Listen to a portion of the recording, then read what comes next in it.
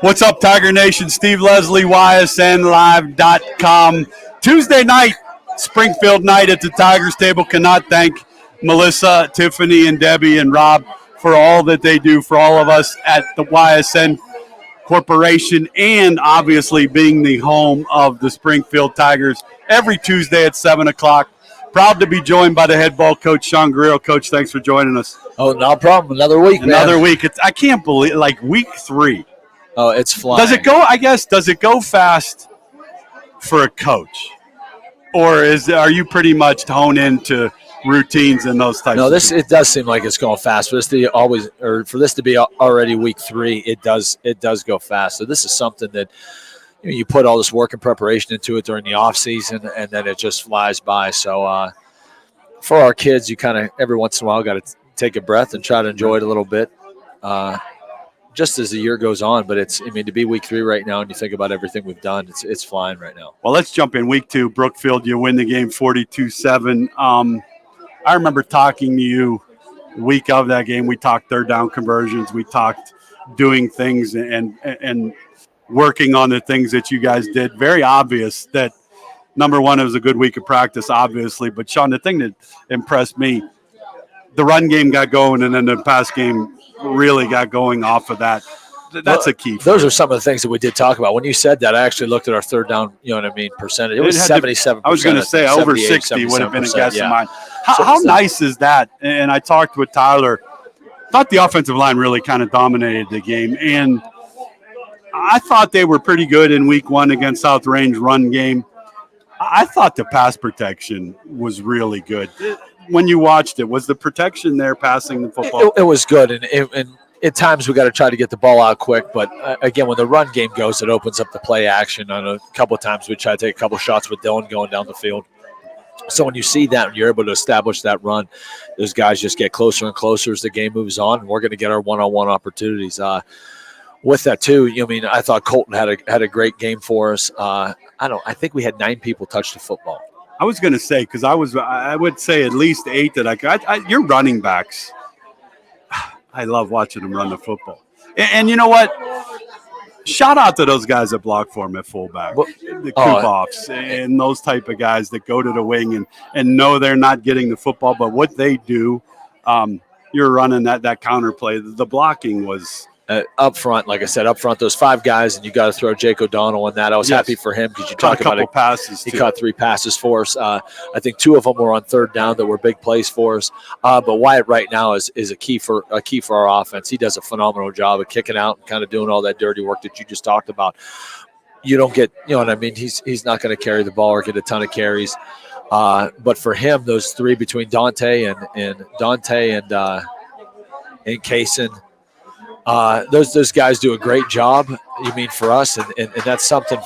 It still starts up front. You got to go with the trenches, and even defensively, too. Played a lot better, but those guys up front eat up blocks and eat up double teams. They let our linebackers run and make plays, and it was a great game for our kids to build some confidence, to get moving back in the right direction for coming off and making so many mistakes week 3. But right now I feel good about our team, and on a Tuesday going into Geneva, we're going to face, another good football team. But this is for us that we just got to continue to get better. I told the kids today, we just got to the leap that we made, and we talked about this too last week. The gain that you have to make from week 1 to week 2, the improvement you have. But that has to continue, right? Oh, if you want to be a playoff football team, and that's what you want to be. Yes, it's week to week, but you want to be playing your best at the end of the game. You got to be able to make sure. And I know sometimes you talk about the opponents. Sometimes it's about you. It's about us. And we need to make sure that we prepare and that we practice hard. And those are the little things you talk to the kids about. We always talk about enjoying the grind because it's not easy. This sport is not easy. We talked about that. If it was easy, every kid would be playing You'd football. have 100 kids on the sideline. So right now it's important for us, to stay focused on us and keep improving and work on our week. Keep our strengths going, but we need to work on our It's funny that you say that because I talked with Josh and Tyler. And when I ask them to mention a word about you, they humor, funny. I think you've coached for so long, you have to be that way. And you also have to be the other way. And they both said they know when it's go time, you're all go time. But they also know that football as a game and football as a staff, if you got to have some fun with it because you spend so much time together. Fair statement. Well, it is, but when you see that, I mean, I think I might be a little bit more energetic than some people. I mean, there's times that you don't, and I'm not saying it's bad things. You don't know what kids go through. No. You know what I mean, on a daily basis. No. You don't know, you know what I mean, what their outside of life of football is. So when it is time for football, when it is time for the family part, you know what I mean, about our team, you got to try to make it enjoyable, and you got to hold the kids accountable. And I think they understand that. That's something, you know what I mean, when you talk about. I always talk about our team from the best player to our it's everyone. Guy to, I guess it's, you know what I mean, playing freshman football or whatever. I mean, I don't want to say our worst player, but just but everybody has to do their part. And whether that's playing 5 plays on special teams or playing 60 plays on offense. I mean, everybody has a role on our team, or it could be just, you know what I mean, playing scout team for us. They don't understand that role that they put. And again, I still think when you had those years of our kids where we played, you know what I mean, in the 2 state championships, these kids were the scout team for those guys. So they got a couple extra weeks of practice. They understand, you know what I mean, the part with the hard work that goes into it. And that needs to continue, you know what I mean, to build for our team if we want to be a good football team. Well, it's going to continue. They're going to head over to Geneva Friday night. We'll have the game on ysnlive.com. If you cannot make it, we'll have the call for you over there Friday night. Come on over to the Tigers table and watch. It was fun to watch because offensively, there's a lot of talent there. No doubt. It's a fun offense. But I go to defense. The tailback from Brookfield is one of the better running backs, I think, in our area, no question. He breaks a big run. We recover a fumble. But after that, it's the things that you talked about, run fits, doing your job.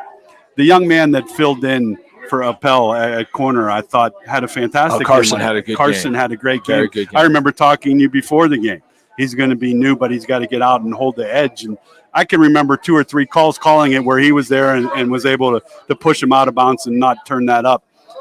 So to go against a Geneva team now that's one of the best football programs, it's a bigger school. What's the improvement you're looking for, both offensively and defensively? Well, we're going to find out how disciplined we are, because when they were on the wing tee, we kind of talked about it today, even in a group period we had on defenses. Our linebackers have to stop belly, have to stop, you know, the QB run and things of that nature. The outside guys, outside B, safeties, got to stop the jet sweep. So we'll find out how disciplined we are as a football team. Our linebackers got to read the guard.